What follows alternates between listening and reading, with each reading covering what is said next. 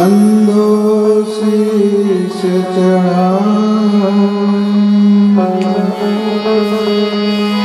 सुभगति पावहि यही सुमेरी अमित नाद हर्षा गुरु ब्रह्मा गुरु विष्णु गुरुदेव महेश्वर गुरु साक्षात् परब्रह्म तस्मै श्री गुरुवे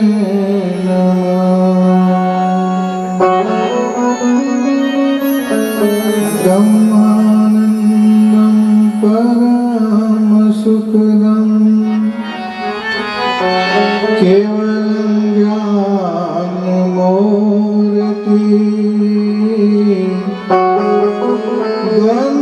द्वन्द्वातीतं गगनसदृशं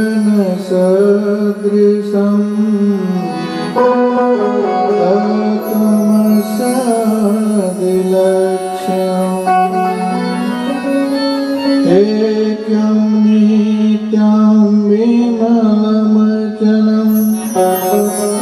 सर्वादिसाक्षीभूतं वातितं त्रिगुणरहितं सर्वरूपं ब्रह्मण्य सभी सिपहरी जी महाराज जी यहाँ सभी संत भगवान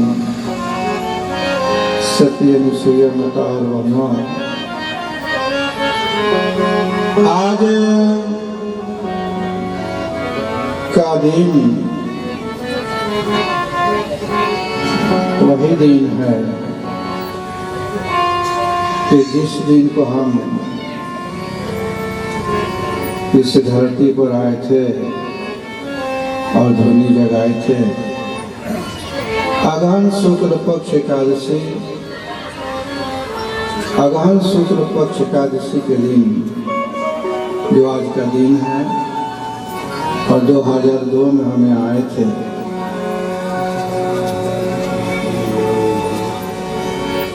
उस दिन यहाँ कुछ नहीं था जिस दिन हम आए थे, और हम सबसे ही कहते हैं कि जीवन के अपना उस दिन को नहीं भूलना चाहिए जिस दिन से जीवन शुरुआत होता है। हम सबको बतलाते हैं उस दिन को, उस समय को जीवन में हमेशा याद रखना चाहिए कि हम किस परिस्थिति में से इतना बड़ा हुए। यदि ये याद रहेगा सबको कि हम कौना परिस्थिति में से इतना बड़ा हुए हैं तो जीवन में कभी नहीं दुख पाएगा। और उसी से चीज को जो भूल जाता है वही दुखी होता है। उसी दिन के यादगारी के लिए हम ये तिथि नहीं मनाते थे, ठंडा का चलते, लेकिन मन में आया कि ये दिन वो दिन है जो हमारा जीवन का दिन है, हमारा साधना का दिन है, तपस्या का दिन है कि हम इतना बड़ा हो गए।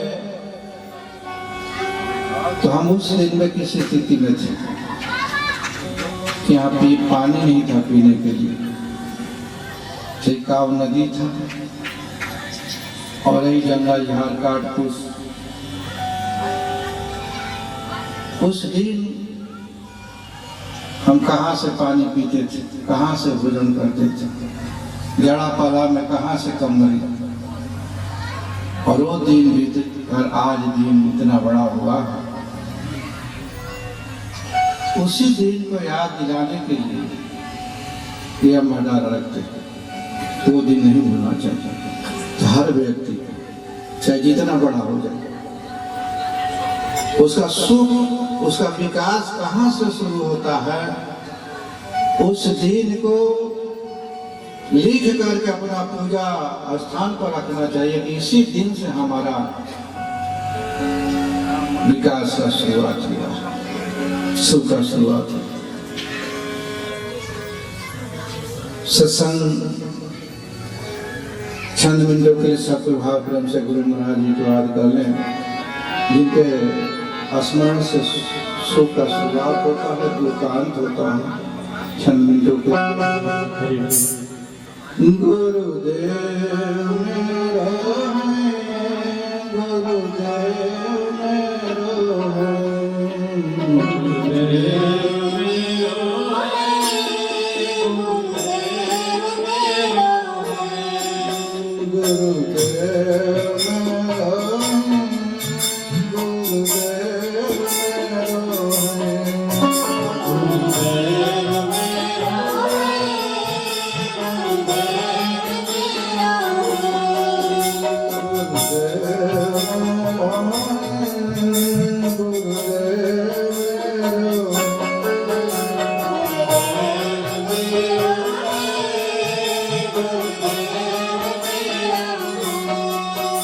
शरीर में रोग होता है और मन में भी रोग होता है। शरीर भी रोगी होता है, मन भी रोगी होता है। शरीर का रोग औषधि से मिटता है, लेकिन मन का रोग भगवान के नाम के स्मरण से मिटता है, कीर्तन से मिटता है। मन भी रोगी होता है, तो मन निरोग कब होगा? जहाँ भी रहे वहाँ स्मरण गुरु का, भगवान का नाम का स्मरण, तो मन निरोग हो जाएगा। गुरुदेव मेरो गुरुदेव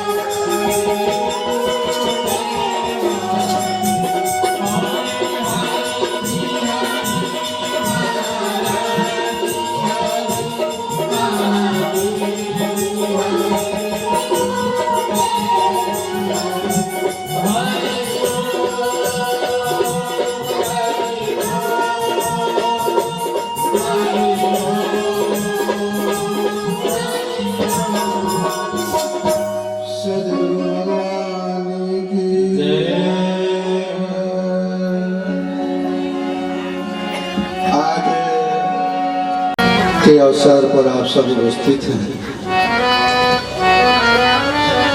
और ये तिथि अगहन शुक्ल पक्ष एकादशी आज का दिन 2002 में हम इस भूमि पर आए थे। उस दिन को याद के लिए कि हम अपने जीवन में कितना विकास हो जाए लेकिन उस दिन को नहीं भूलते,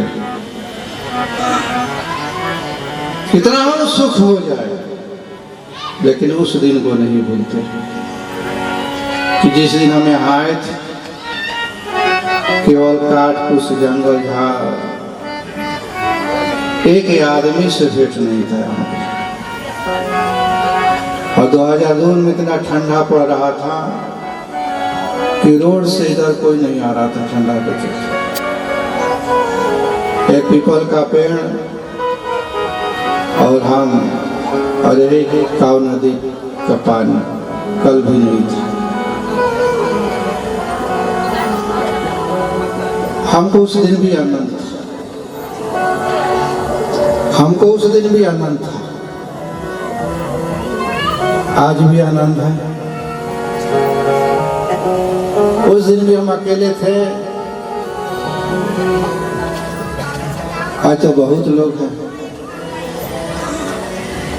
लेकिन हमको उस दिन भी आनंद था, उस दिन भी कोई दुख नहीं था। क्योंकि सुख आनंद अंदर से आता है, बाहर से नहीं आता है। सुख आनंद अंदर से आता है, बाहर से नहीं आता है। बाहर से जो सुख होता है, आनंद होता है, वही आदमी दुखी होता है। जिसको अंदर से सुख है, आनंद है, तो कोई बाहर का आदमी उसको सुख आनंद को छीन नहीं सकता। आज बाहर के लोगों से, बाहर के दृश्यों से, बाहर के समाज से जो सुखी होता है वो दुखी होगा। इसीलिए आज किसी से पूछिए कि आप सुखी हैं ना, तो कोई नहीं कहता कि आप सुखी नहीं। किसी से पूछिए कि आप सुखी में हैं ना, तो कोई नहीं कहता कि आप सुखी में हैं। हम आज भी कहते थे, उस दिन भी कहते थे, किसी के पास हमने दुख आज तक नहीं गया कि कोई चीज के चलते हमको दुख। पानी नहीं पीने को था, 2 महीना के बाद हैंडपंप यहाँ एक मलिया के आदमी ने कराया। 2 महीना के बाद अगहन में आए थे, अगहन पूस माघ सकरात के बेरी कल गड़ा। अब बताइए कैसे पानी पीते थे, नदी में कैसे नहाते थे, कैसे दिया बाती नहीं था, दिया जला करके रहते थे। उस दिन हमको किसने सुख दिया, किसके चलते हम उस दिन सुखी थे। आज लोग सोचते हैं कि हमारा आज को इतना करते हैं, उस दिन कौन करता था। और आज भी हमारी कृपा के चलते, जो कृपा हमको उस दिन था, आज भी वही कृपा है। उस दिन भी हमको कोई दुख नहीं थी, नदी था, जंगल था, हम अकेले थे, आनंद में थे। जो सुख देगा वो छीन लेगा। तो सुख और दुख जो समय समता चित धरता है, वही सुख होता है। तो उस दिन को हम सबसे कहते कि नहीं भूलना चाहिए, जिस दिन से विकास का शुरुआत होता है, सुख का शुरुआत होता है। उस दिन को सबको याद रखना चाहिए, तो जीवन में कभी वो आदमी दुखी नहीं होगा। कोई गुरु, कोई संत, कोई संबंधी, कोई मित्र के चलते कोई सुखी होता है, उस संगत को, उस संबंध को, उस आदमी को कभी नहीं भूलना चाहिए, जिसके चलते जीवन का शुरुआत होता है।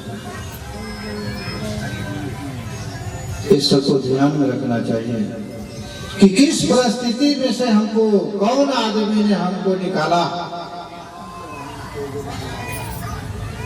यहाँ हमारा 23-24 वर्ष हो गए इस धरती पर। 2002 में आए थे, 23-24 वर्ष। बहुत लोग हमको मिले, आज भी मिलते हैं।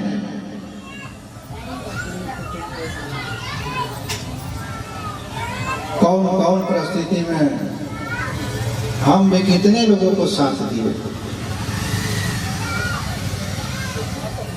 अनेक परिस्थितियों में कितना वर्षों में हमने साथ दिया है, आज भी साथ देते, कल्याण करते। इतना ऊंचाई पर पहुंचने के बाद भी हम किसी को नहीं भूलते, सबको याद रखते। लेकिन कितने लोग हैं कि क्षणिक सुख हो जाता है, तो भूलने लगते हैं।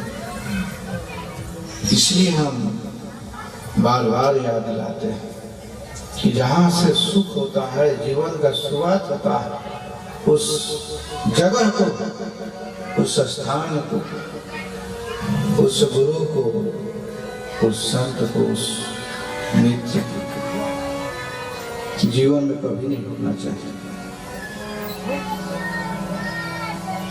फिर इतना सुख हुआ तो कितना सुख हो सकता है।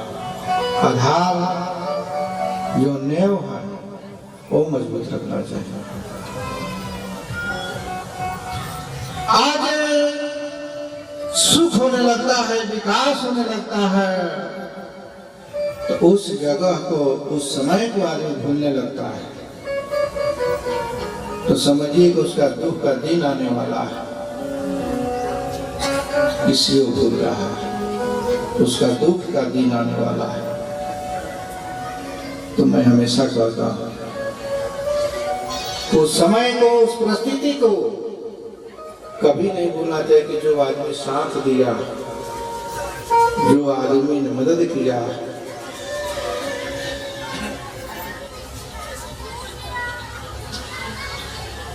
पाप भी खतरनाक है,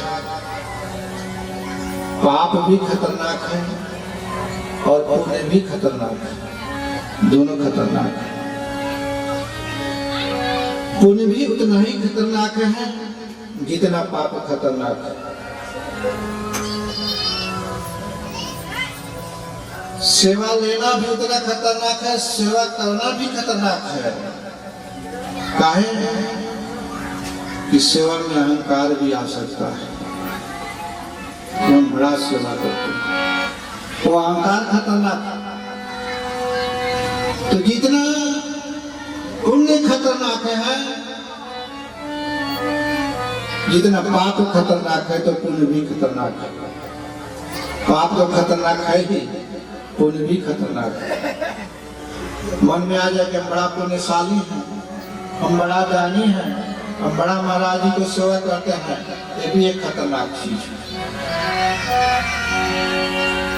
इसलिए संतों ने कहा कि जब जीवन सहज बन जाए, जब जीवन सहज बन जाए, तो उसको पाप और पुण्य से कोई मतलब नहीं। जब जीवन सहज बन जाए, और जीवन सहज बन सकता है। हम जन्मते हैं, सांस लेते हैं, जन्मते सांस लेते हैं, छोड़ते हैं। इस पर कोई विचार किया है कि कैसे हो जाता है, कहां से होता है? जब ऑक्सीजन का कमी हो जाता है तो ऑक्सीजन चढ़ाना पड़ता है, उसका पैसा लगता है। और ये सांस ऑक्सीजन की तरह परमात्मा हम लोग को फ्री में दिया, इसका पैसा लगता तो कितना पैसा देना पड़ता है। और कभी कोई विचार करता है और ये सब हो रहा है। तो जब हम लोगों का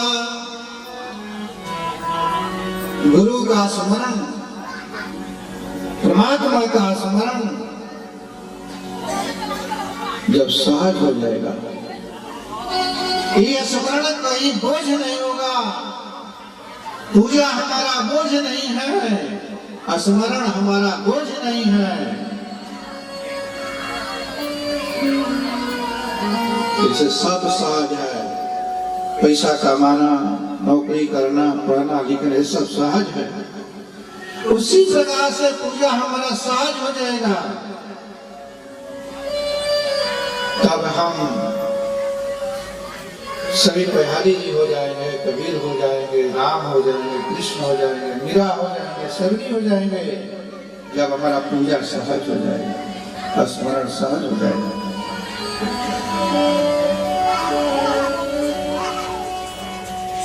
क्योंकि किसी ने कहा जलील आसान नहीं, आबाद करना ये घर है मोहब्बत मोहब्बत का जलील आसान नहीं आबाद करना ये घर मोहब्बत का। ये उसी का काम है जो खुद बर्बाद होते हैं। भक्ति और प्रेम सहज हो जाए, इसके लिए ये नहीं कि हमको बोझ, जो बोझ समझेगा उसके जीवन में आनंद नहीं आएगा। मोहब्बत की नहीं जाती, लोग कहते हैं कि हम प्रेम करते हैं, प्रेम किया नहीं जाता, प्रेम छुपा नहीं जाता है, और प्रेम संबंध नहीं होता, प्रेम खरीदा नहीं जाता है। आज पैसा देकर प्रेम खरीदा जाता है, आज प्रेम के लिए पैसा देना पड़ता है। इतना पैसा नहीं दीजिएगा प्रेम नहीं होगा, पैसा पर प्रेम खरीदा जा रहा। पैसा नहीं दीजिएगा तो विवाह नहीं होगा। कहते हैं कि प्रेम मोहब्बत की नहीं जाती, मोहब्बत हो ही जाती है, प्रेम हो जाती है। और प्रेम के लिए कोई परिश्रम नहीं करना पड़ता, प्रेम के लिए कोई परिश्रम नहीं करना पड़ता। ये सुला खुद भड़कता है, उसे भड़काया नहीं जाता, उसे भड़काया नहीं जाता। पाप के साथ साथ पुण्य भी उतना ही खतरनाक मैं कर रहा हूँ कि पाप तो खतरनाक है ही, पुण्य भी उतना ही खतरनाक है। और पुण्य करते समय भी बचना है। अवगुण के साथ साथ गुण भी खतरनाक है, अवगुण के साथ साथ गुण भी खतरनाक है। इसलिए संतों ने कहा है कि श्री गुरु चरण सरोज निज मन मोर सुधारी, बरनौ रघुवर बिमल जसो, जो दायक फल जाए।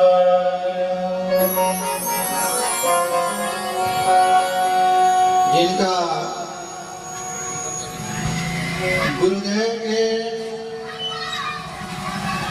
चरण के रज, जिनका गुरु के चरण के रज से हम अपने मन को शुद्ध करके, गुरु के चरण के रज से मन को शुद्ध करना,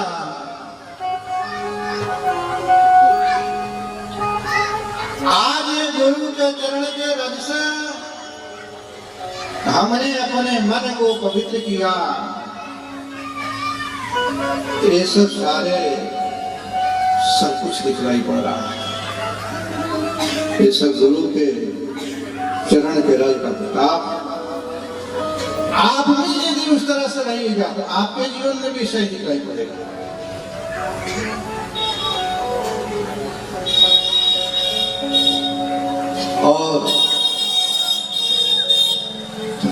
चरण का रस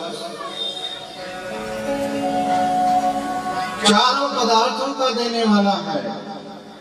अर्थ, धर्म, काम और मोक्ष, ये चारों पदार्थों का देने वाला है। जिसको गुरु के चरण के रज से नेत्र शुद्ध हो जाता है, आंख शुद्ध हो जाता है, वही परमात्मा के गुणों का गान कर सकता है। क्योंकि महात्मा ने लिखा है,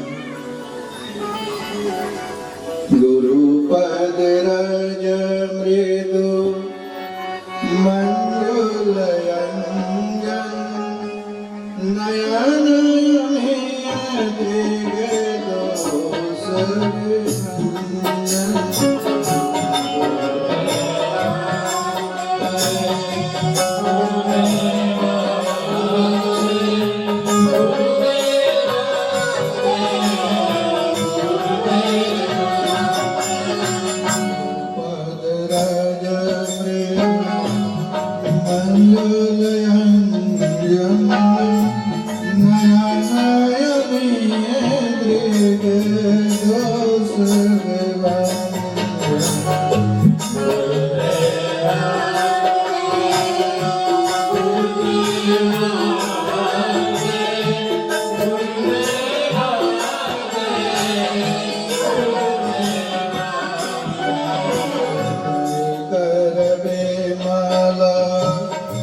विवेक विलोचन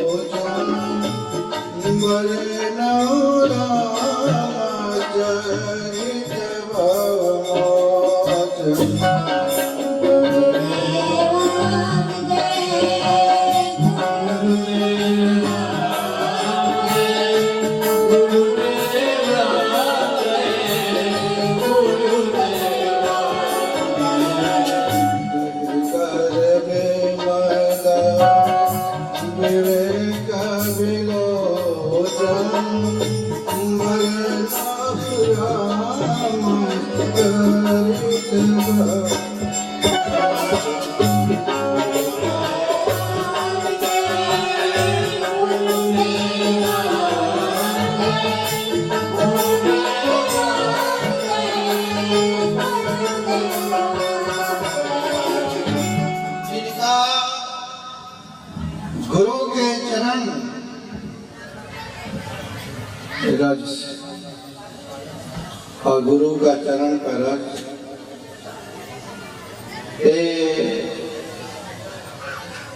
ऐसा अंजन है जैसे हम लोग आंख में लगाते हैं, काजल लगाते हैं, सुरमा लगाते हैं, तो गुरु का चरणामृत अंजन ऐसा है कि जो आंख में लग जाए आंख के सारे रोग दूर हो जाते हैं। आंख के सारे रोग दूर हो जाते हैं, कोई रोग नहीं रह जाता। आंख के सारे रोग कौन कौन है कि जो दूर हो जाते हैं? सुरमा लगाने से, काजल लगाने से कुछ रोग दूर होता है, लेकिन गुरु के चरण ओला अंजन लगने से सारे रोग दूर हो जाते हैं। तो सारे रोग कौन कौन से हैं? काम है, क्रोध हो, ईर्ष्या है, द्वेष है, ये सारे रोग खत्म हो जाते हैं। ये सारा रोग का नाश हो जाता है गुरु के चरण रस से। और यदि हम अपने भक्ति से, अपने विवेक से उस अंजन को लगाते हैं अपनी आंख में, तो संसार से बंधन, संसार के बंधन से छुड़ाने वाला ये गुरु का चरण रज है। और एक कथा जितने यहाँ बैठे हैं सुनाई पड़ता है, सबके जीवन का कथा है। और ध्यान देना है कि अपना ही कथा है। जो लोग बैठे उन्हीं लोग का कथा सबका कथा जीवन में मिलाइएगा, अपने जीवन में मिलाइएगा कि है कि नहीं।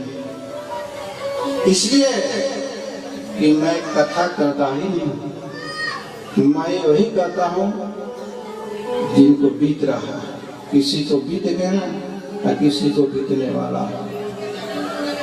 जब तेरा ब्याहे घर आए नित नव मंगल बता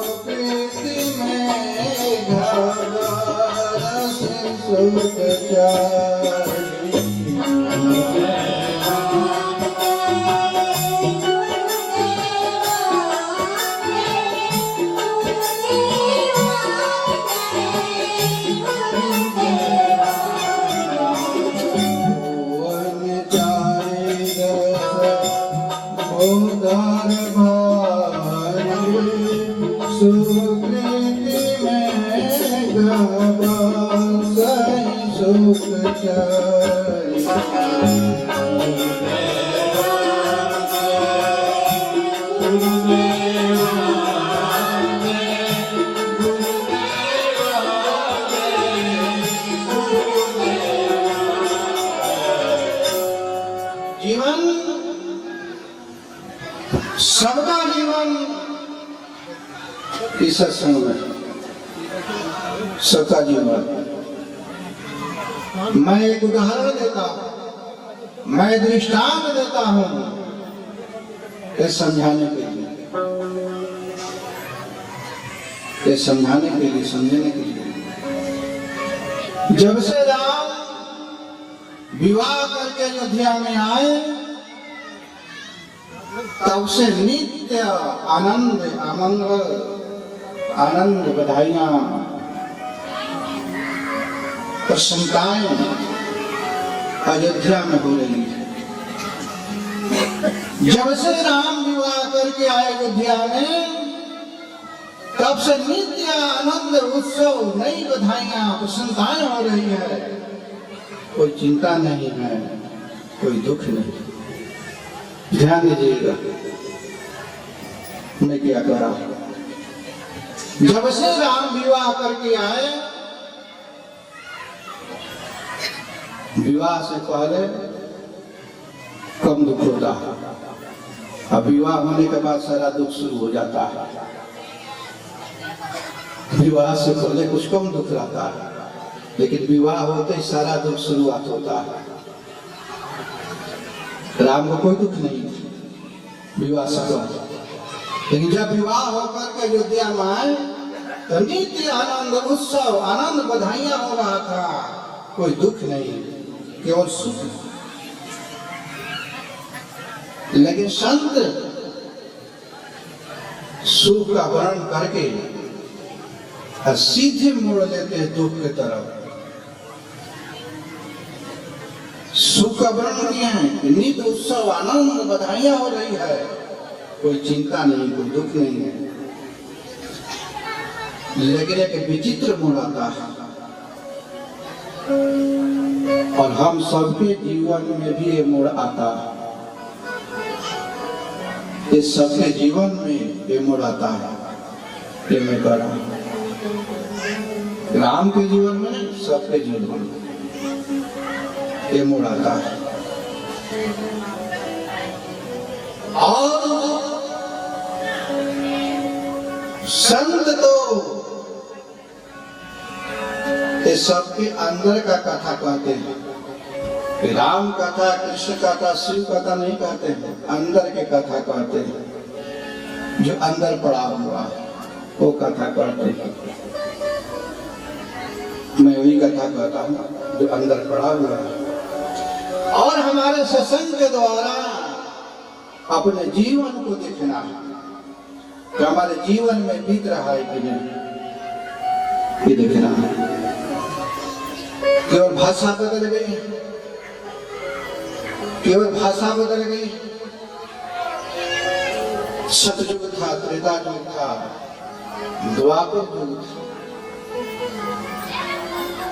आज कलयुग।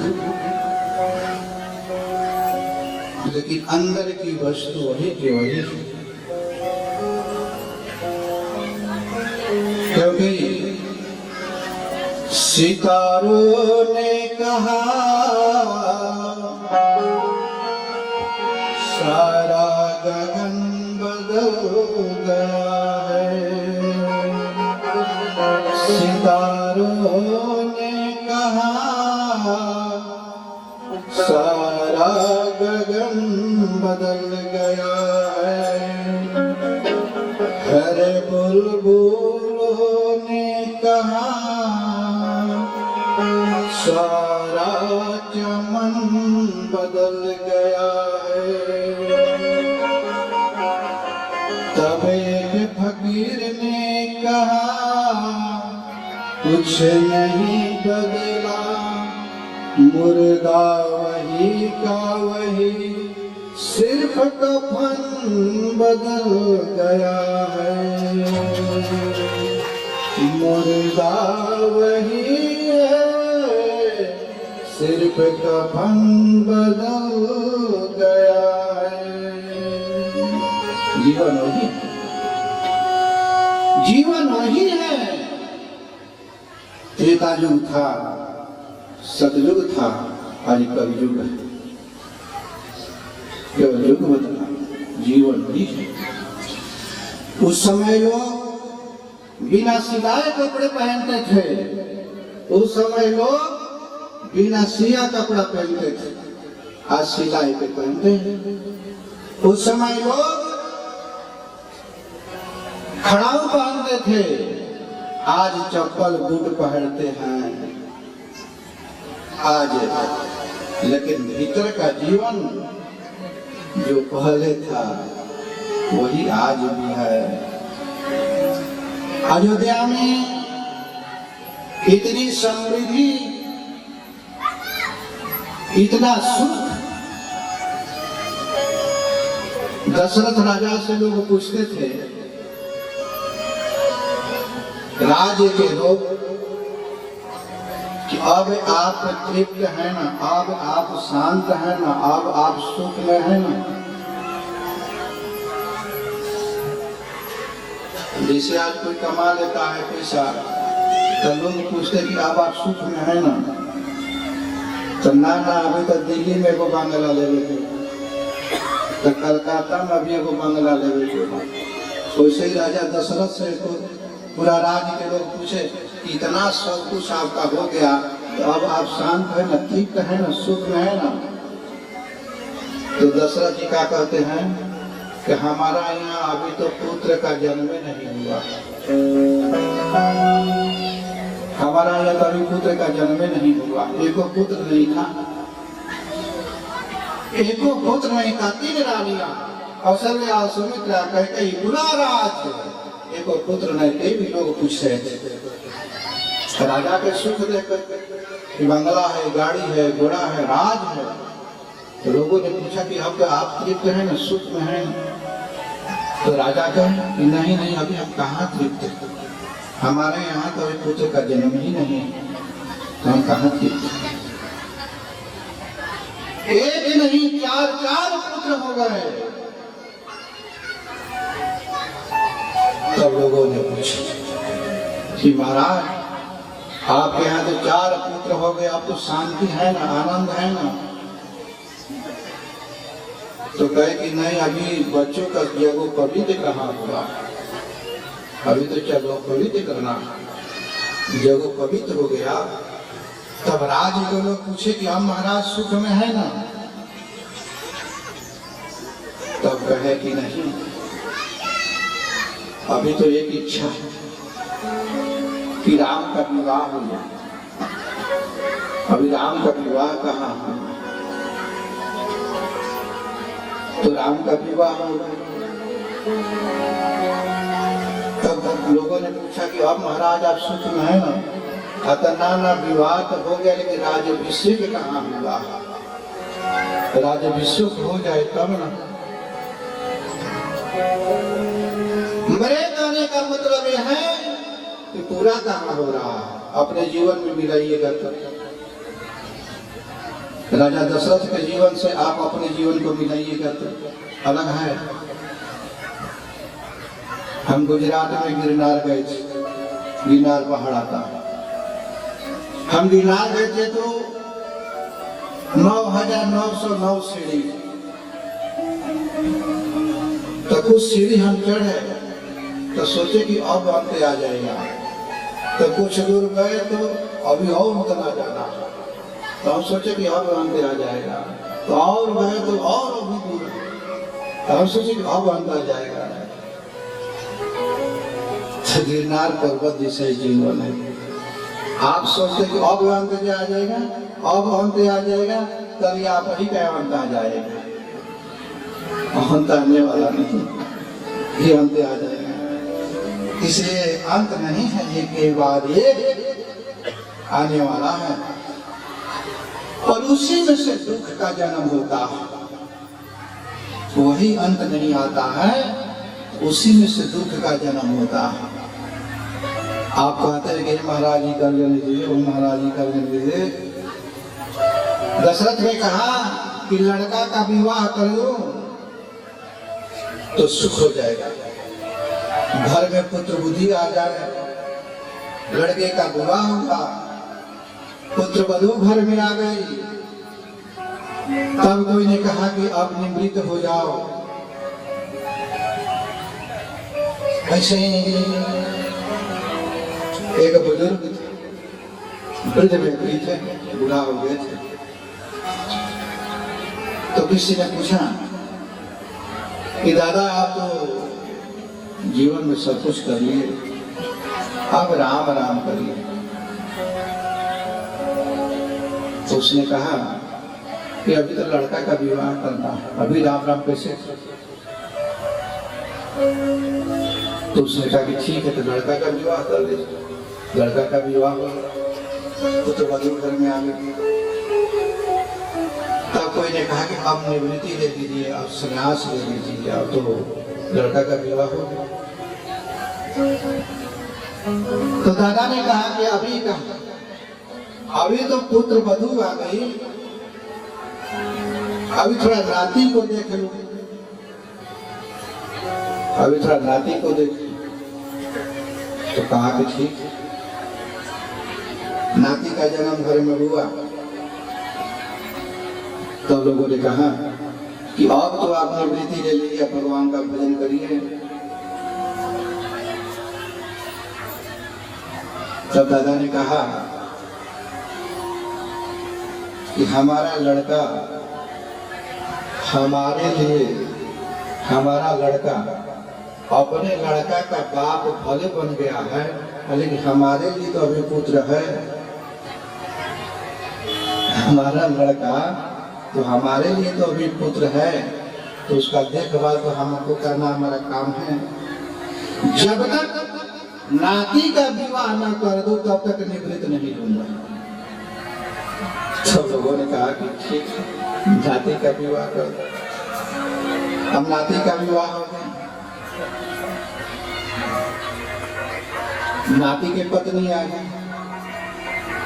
फिर कोई ने पूछा कि दादा अब बहुत आनंद ले लीजिए, अब तो राम का भजन कर लीजिए, अब तो राम राम करिए।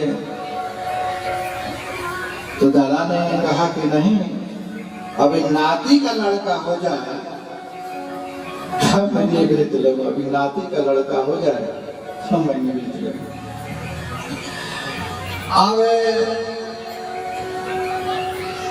अब नाती करते करते दादा का मृत्यु हो गया, वो मर गए, वो मृत्यु हो गया, मर गए। चलो से अब घर में जब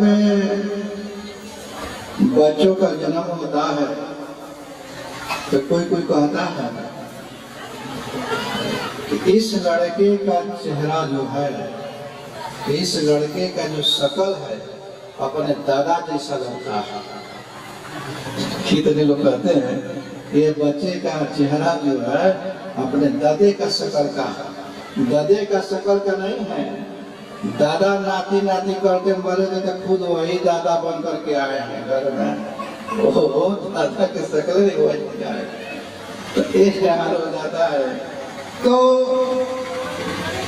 मेरे कहने का मतलब ये है कि हम कहाँ जाते हैं, कम से कम नदी को मालूम, कम से कम नदी को मालूम है कि हम सागर तक जाना है। कोई नदी जाती है तो सागर में जाकर होती है, लेकिन हम लोगों को कहाँ जाना है, किसको तृप्ति कहाँ है? नदी को तो तृप्ति है कि सागर पे जाना है। हम लोगों को कहाँ जाना है, कहाँ तृप्ति है?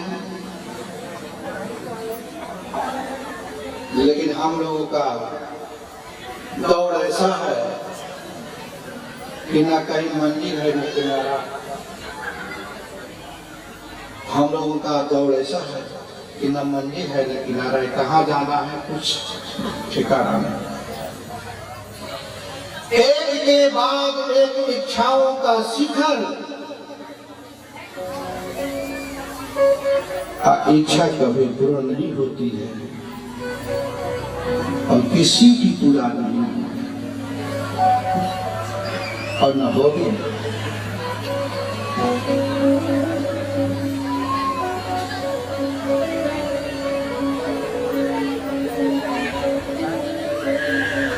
जो दुखी है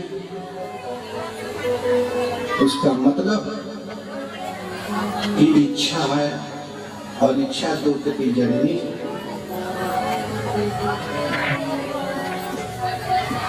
राम के पिता दशरथ की इच्छाएं पूर्ण नहीं हुई तो हम आप किस गली में हैं? हम लोगों की इतनी इच्छाएं पूर्ण नहीं होती और जिस इच्छाओं के चलते दुख शुरू होता है उसी से दुख शुरू होता है। हम इच्छा करते हैं कि हमको लंदन जाना है, हम इच्छा करते हैं कि हमको अमेरिका जाना है और नहीं जा पाते हैं तो दुख शुरू होता है। नहीं जा पाते हैं तो दुख शुरू होता है।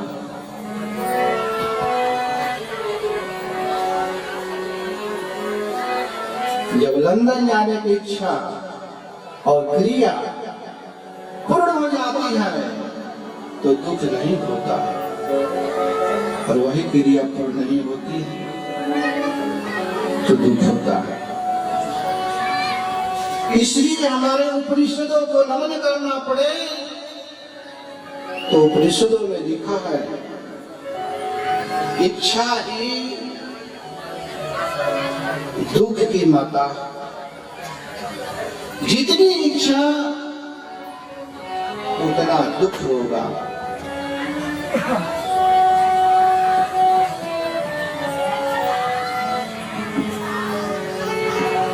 आज लोग कहते हैं, सवाल करते हैं कि महाराज जी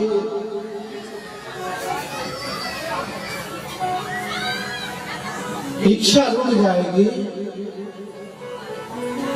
आज लोग कितने लोग सवाल करते हैं कि महाराज इच्छा रुक जाएगी तो प्रगति रुक जाएगी।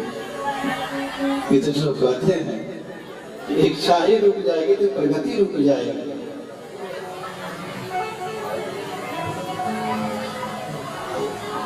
इच्छा आदमी करे और कुछ प्राप्त हो तो इच्छा अपनी मर्यादा में होनी चाहिए। इच्छा का भी मर्यादा होना चाहिए। इच्छा वो चीज का न कर दे जिससे हमको हानि होना, इच्छा में जरा होना चाहिए।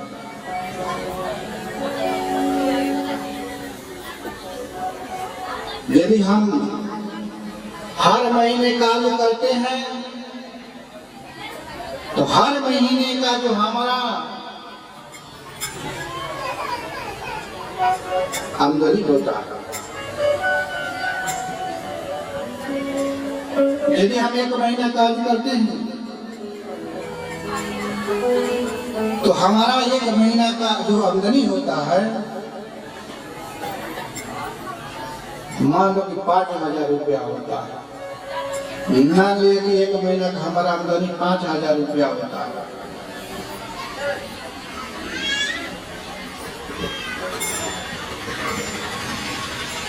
यदि हमको कोई 5,000 रुपया महीना देता है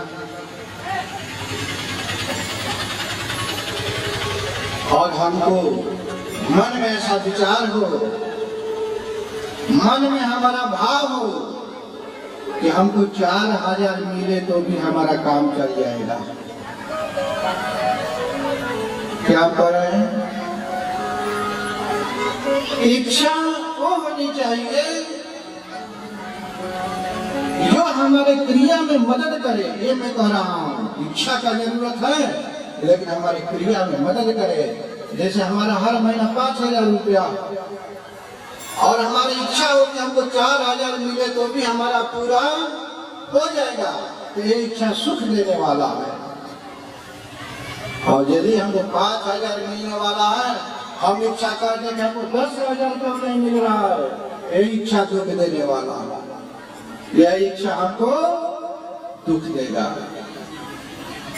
तो इच्छा है लेकिन इच्छा को समझना है, और इसी से हम सुखी दुखी हैं और इसी से हम फलीभूत नहीं हो सकते हैं, इसी से हम विकास नहीं कर पाते हैं, इसी से हम शांति में नहीं रहते हैं। इसके हमारा इच्छा क्या है? 5,000 हमारा मिलने वाला है तो हम 50,000 का इच्छा करते हैं, इसीलिए हमारा दुख, यही हमारा दुख है। अतः हमारा मन इच्छा जो है एक चीज का सावधानी अपने जीवन में रखना है हम सबों को। और सावधानी हम सबों को सुख चाहिए, आनंद चाहिए, एक चीज का सावधानी अपने मन में रखना। कौन सावधानी?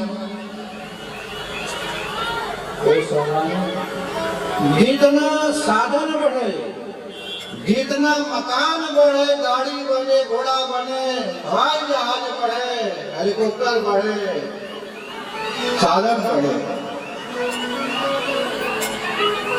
सब महाराज का कृपा है, बहुत बढ़े, सब कुछ बढ़े,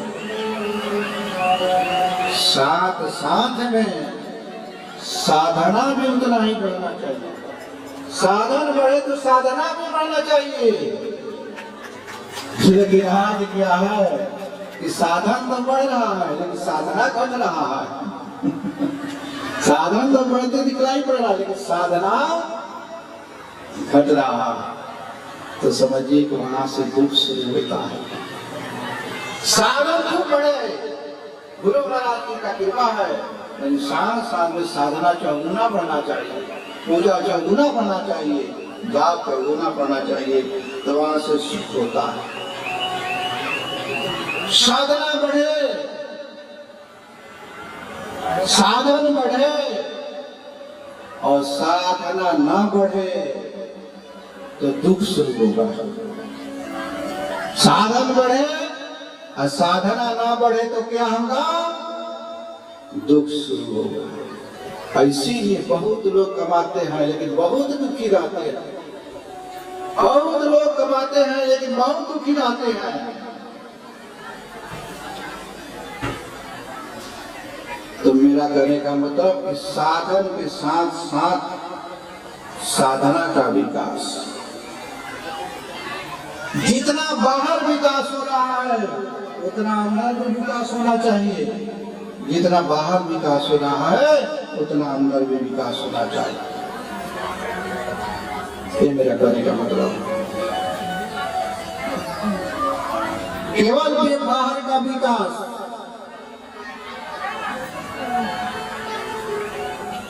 केवल बाहर का विकास होगा, अंदर का विकास नहीं होगा तो वो विकास विनाश की तरफ ले जाएगा। वो विकास विनाश की तरफ ले जाएगा। यदि अंदर का विकास नहीं होगा तो बाहर का विकास विनाश की तरफ ले जाएगा। इसलिए जितना बाहर का विकास बढ़े उतना अंदर का विकास भी बढ़ना चाहिए। आज अमेरिका यूरोप में कम विकास हुआ है, सीमा पार कर गया है विकास। जहां पहुंचना चाहिए सुख के मामला में वहां अमेरिका यूरोप पहुंच गया है। भौतिक सुख में आगे निकल गया है, लेकिन शांति नहीं। शांति